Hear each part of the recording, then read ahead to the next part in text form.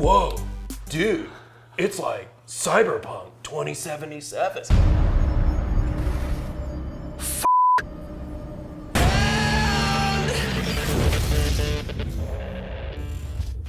I think there is this very cool thing about the company that makes the game, CD Projekt Red.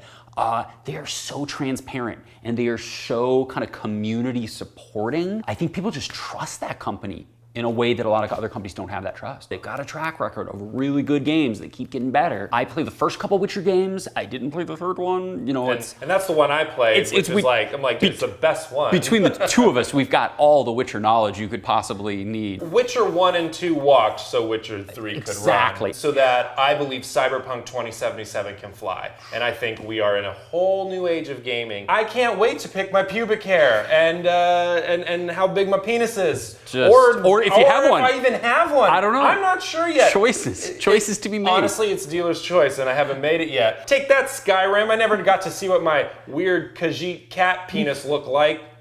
Step your game up. Get it together. You re-released on every single system. Get some new content. Ready to get your cherry popped?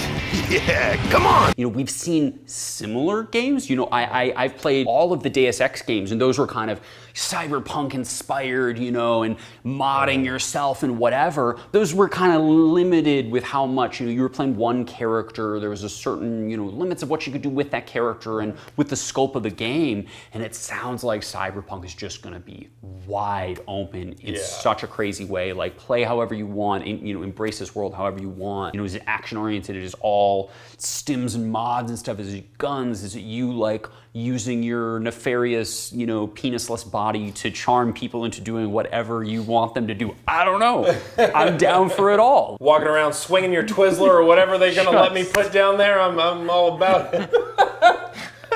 What is this game? What is it? I want to know. It looks fun. You got the cojones and you know how to use them, you can do damn near anything. They're pushing the future boundaries of games, but they run GOG, which used to be known as Good Old Games.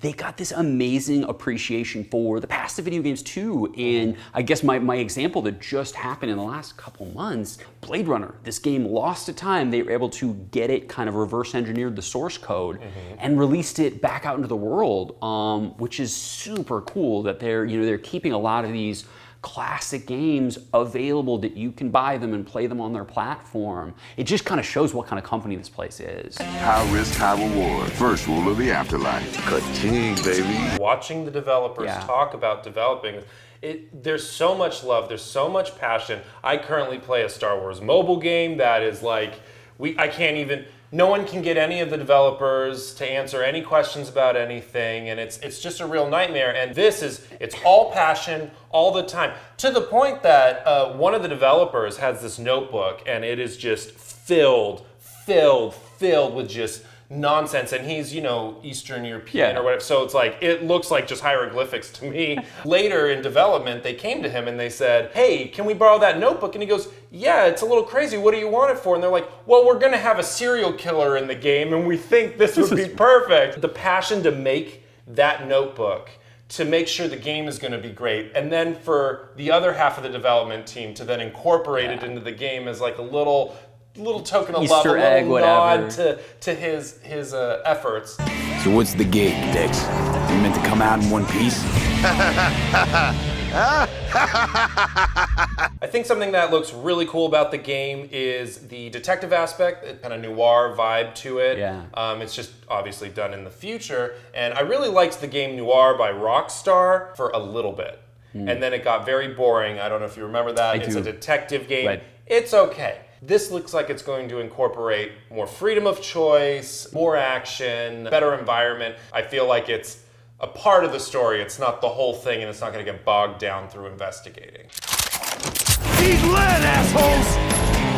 Is it gonna be dangerous? Don't you worry, mi amor. We're bulletproof. And you were telling me there's going to be this kind of lived memories that you can dive into and whatever stuff, which is Strange Days, late 90s movie that's like totally all about that. And it's super cool that we're going to have a video game that lets us do some of that. So Strange Days is like Cyberpunk the movie. The board game that this is based on, I think the second edition of that board game was called Cyberpunk 2020, you know, in 1990. So I know CD Projekt Red is like, we got gotta get it out in 2020. Gotta get it so, out this year. so that it's Gotta like, get it out. 2020, it's perfect. You know, it's the future. Right now, we're living a super great, super awesome 2020. It's the best best future. year ever. The best future.